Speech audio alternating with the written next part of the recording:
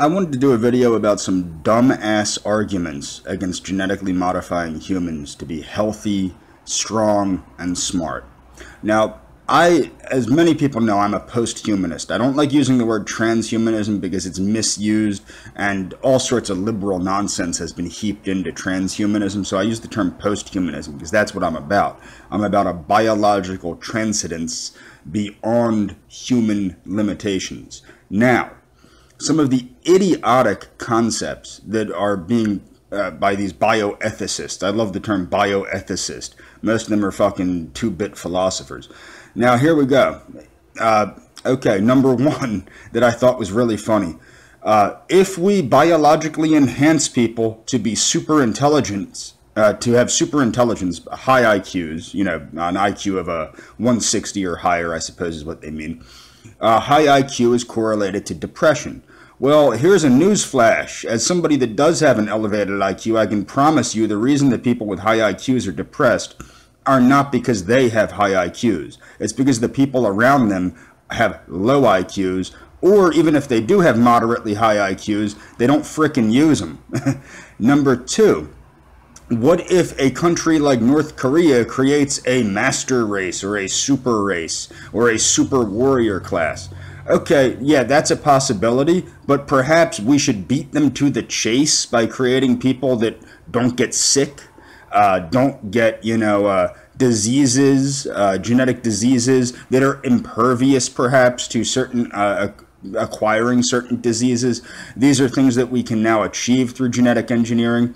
Many stupid arguments. The augmented people will create a super caste and enslave the non-augmented people. Here's a hint, okay? One, egalitarianism is a frickin' idiotic flaw. It's not going to happen. There's never going to be a truly egalitarian society. But more importantly, unless you're an idiotic Lysenkoist or a creationist, you recognize the fact that genes, as these people recognize when they say augmented people will enslave non-augmented people, but genetic heredity is what causes people to be superior or inferior. And there are superior people and inferior people. So, newsflash, people, when you can augment yourself to be healthier, stronger, and smarter, you're going to raise your ability to play on a fair ground with people that are naturally smarter, healthier, and stronger. This isn't rocket science. Yes, the act of augmentation might be a little bit scientific, but I will use the same argument that eugenists, I am a eugenist, although I think gene editing will blow eugenics out of the water if we allow it to, which is a lot more humane, but eugenics is very real and very necessary.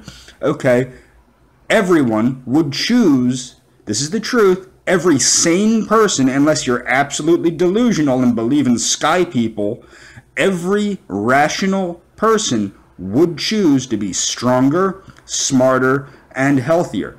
Just ask yourself, if you had a choice, if your children, maybe not yourself, but your offspring, do you want sick, deformed children, or do you want healthy children? Do you want stupid children that can't do basic reasoning, that have no basic reasoning ability, or do you want very intelligent children? Do you want strong children that can defend themselves against attacks and can go through the day without getting tired and feeling worn out? Or do you want weak children? This isn't that hard. There's no the moral arguments against gene modification and eugenics, positive eugenics that is, always suck. And the people coming up with these things are frickin' either crazy or stupid.